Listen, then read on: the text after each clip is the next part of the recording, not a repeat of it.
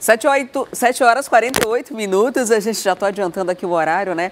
Mas é porque daqui a pouquinho a gente vai falar de um assunto muito interessante. Mas antes, quero chamar você para falar sobre uma condenação da Justiça. É que a Justiça Federal condenou o ex-secretário de Educação do Amazonas e vereador de Manaus, Gedeão Amorim, pelo crime de dispensa de licitação. Segundo a Justiça, Gedeão contratou serviços de transporte escolar nos municípios de Manacapuru e Iranduba em 2012, sem processo licitatório. O ex-secretário foi condenado a 7 anos e 7 meses de prisão em regime semiaberto e ao pagamento de multa no valor de pouco mais de R$37 mil. A condenação prevê ainda que o réu não poderá exercer cargo ou função pública pelo prazo de 5 anos. O ex-secretário informou que já recorreu da sentença e explicou que fez um convênio por conveniência administrativa da circunstância, mas que está em paz com a consciência. E hoje é celebrado o Dia de Cooperar e as cooperativas do Amazonas têm uma programação especial lá na Arena da Amazônia. São serviços gratuitos como emissão de documentos, atendimentos médicos, atividades recreativas, muito bacana. E quem vai trazer todas as explicações, os detalhes de como você que ficou interessado em participar é a Tamires Cler. Tamires, conta pra gente a partir de que horas todo mundo pode ir lá pra Arena, hein?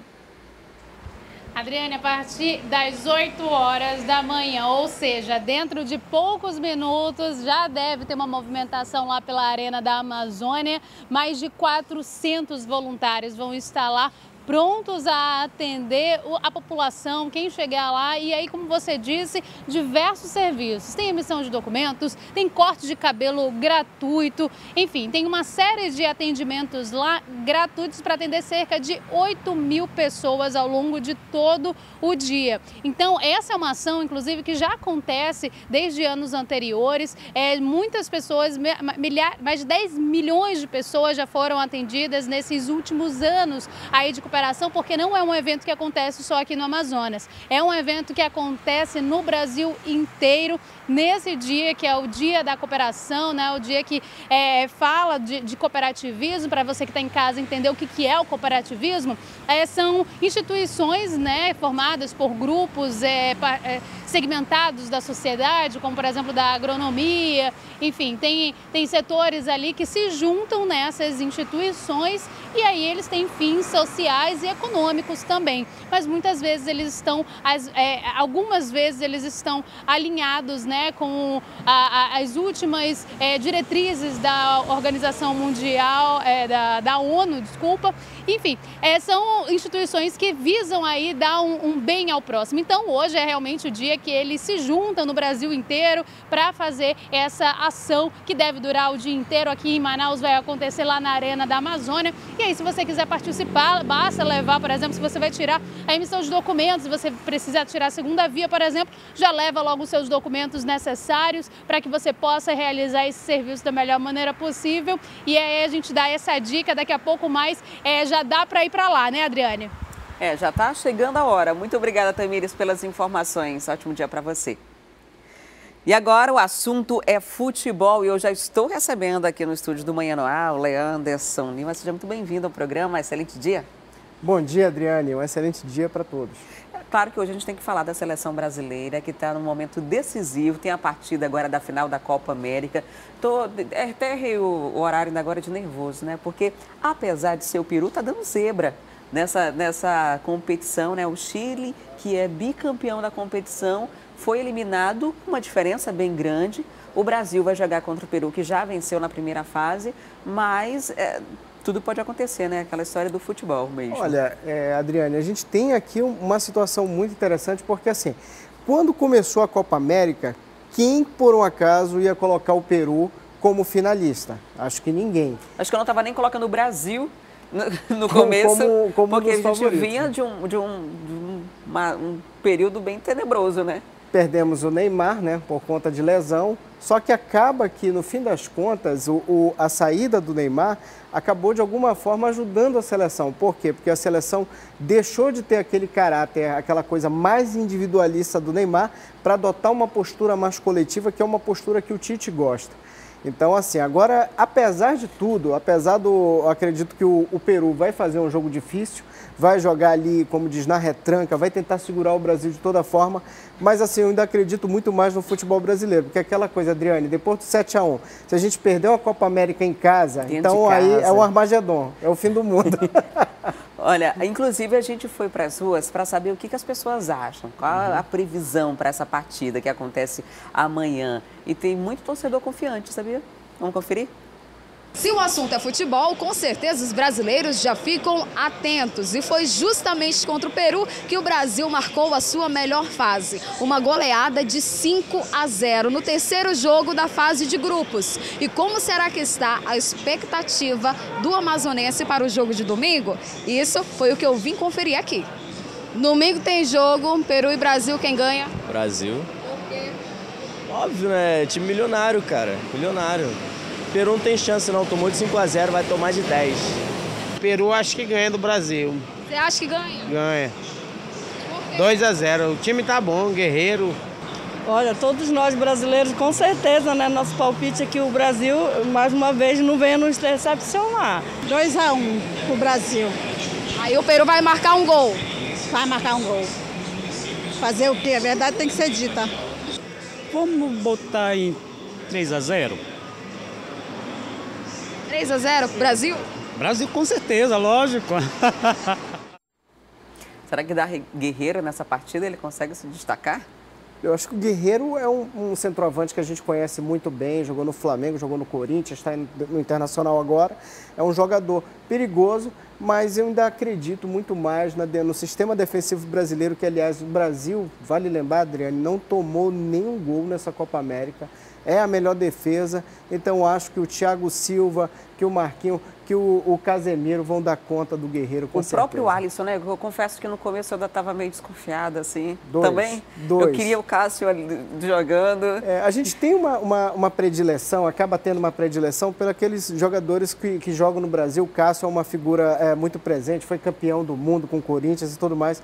Mas eu vou te confessar uma coisa, Adriano, eu também não tinha toda essa fé, porque o Alisson saiu muito rápido do Brasil, mas depois, assim, da final desse ano da Liga dos Campeões, entre o Tottenham e o Liverpool, eu disse assim, olha, eu entrego o jogo, o Alisson é o melhor goleiro do mundo, da minha opinião, então, assim, eu não tenho mais dúvida de que ele é o dono da camisa 1, é o legítimo herdeiro de Tafarel, que, aliás, é o preparador dele, né? Ó, inclusive, nos pênaltis, né, quando o Brasil passou para as quartas, eu falei, nunca critiquei. E tá mais ou menos nessa fase. A gente também tem uma reportagem para você acompanhar aí de casa, que é a coletiva ontem da seleção brasileira. O volante Casemiro prevê uma final complicada para a nossa seleção no domingo. E o zagueiro Marquinhos saiu em defesa do técnico Tite. Diz que mesmo em caso de derrota, o treinador merece continuar na seleção. Inclusive, o Tite tem o apoio da CBF, mesmo cogitando ainda essa possibilidade. Vamos conferir. O zagueiro da seleção brasileira, Marquinhos, saiu em defesa da permanência do técnico Tite, mesmo em caso de derrota na final da Copa América. O treinador também recebeu o apoio da diretoria da CBF em uma nota oficial que reiterou a confiança no trabalho da comissão técnica. A gente gostaria que ele continuasse, né, independente do resultado dessa final. Porque é um grande homem, é um grande treinador que vem, apesar da Copa do Mundo ali, onde a gente foi eliminado, se pegar as estatísticas, né, do professor, acho que as coisas e os fatores estão a favor dele, né, são boas, né, então vem fazendo um bom trabalho na seleção brasileira, né, e tem a confiança do grupo, tem o respeito do grupo. A gente é um cara que a gente gosta muito, que é muito humano, que faz bem para nós aqui, está na seleção com ele. Né, e creio que é um treinador e um cara de se guardar com carinho para a seleção. O Brasil enfrenta o Peru na decisão da competição após uma boa vitória em cima da Argentina por 2-0. O volante Casemiro prevê uma partida complicada para a seleção. A seleção peruana é outra equipe, é outro pensamento, é outro jogo, é uma final. Ele tem seus méritos por estar na final. Eles eliminaram, teoricamente, eliminaram equipes mais fortes que a nossa. Nós eliminamos o Paraguai e a Argentina, mas eles eliminaram o Uruguai e o Chile, então tem que ter um grande respeito por isso. Ele tem seus méritos, tem grandes jogadores que estão fazendo grandes competições, tem o Guerreiro, que é um grande jogador, Mas não é só o Guerreiro também, né? Então tem uma grande equipe, tem um grande treinador, que ano passado foi para a Copa do Mundo, então tem que ter o respeito tudo. Os peruanos chegam à final após uma surpreendente vitória por 3-0 sobre o Chile, atual bicampeão do torneio. O Brasil venceu todas as 4 edições da Copa América, disputadas em casa, e busca o 9º título da competição. Pressão ainda maior, né? Ganhou todas as Copas Américas disputadas aqui. Se perder essa, depois daquele 7-1 no Brasil... Adriane, nem me fale, eu estava lá, eu cobri esse jogo, 7-1. Foi a maior humilhação da história do futebol brasileiro. E assim, é um momento, eu acho que assim, qual é a vantagem da Copa América? A gente não tem assim um nível excepcional das seleções, entendeu? Então, tanto que você vê, o Peru chegou, a seleção argentina ficou pelo meio do caminho, claro, pegou a seleção brasileira. Um campeonato relativamente mediano, né? Se a gente comparar com uma Champions League, por exemplo, ou qualquer um campeonato europeu. Ou a Copa do Mundo mesmo. A própria Copa do Mundo. Você tira pelo seguinte, entre as 4 seleções finalistas da Copa do Mundo, não teve nenhuma seleção sul-americana na Copa do Mundo da Rússia do ano passado. Então, assim, é um nível realmente... assim, você tem uma seleção como a seleção do Uruguai, que apesar de ser histórica, está envelhecida. Você tem a seleção argentina, que é historicamente, nos últimos 20 e poucos anos, uma bagunça, entendeu? Então, assim, a seleção brasileira é favorita. O Peru, acho que já fez já fez a grande Copa América de chegar até a final.